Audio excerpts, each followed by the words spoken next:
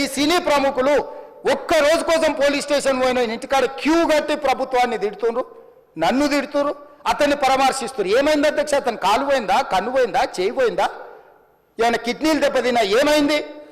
అతన్ని ఇంతమంది సినీ ప్రముఖులు పరామర్శించారు, కలిసిండ్రు, అభినందించారు.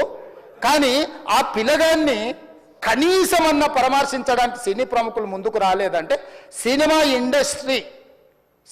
ఇండస్ట్రీలో ఉన్న ప్రముఖులు ఏం ఆలోచన చేస్తుండ్రో, ఏం కోరుకుంటుండ్రో నాకైతే తెలియదు.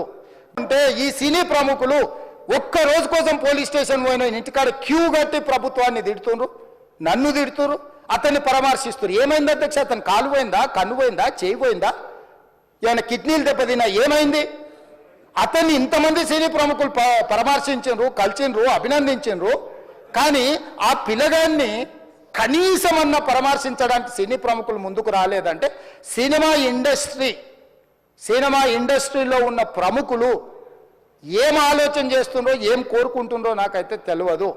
అంటే ఈ సినీ ప్రముఖులు ఒక్క రోజు కోసం పోలీస్ స్టేషన్ పోయిన ఇంటికాడ క్యూ కట్టి ప్రభుత్వాన్ని తిడుతున్నారు, నన్ను తిడుతున్నారు, అతన్ని పరామర్శిస్తున్నారు. ఏమైంది అధ్యక్ష? అతను కాలు పోయిందా, కన్ను పోయిందా, చేయి పోయిందా, ఏమైనా కిడ్నీలు దెబ్బతిన్నా, ఏమైంది?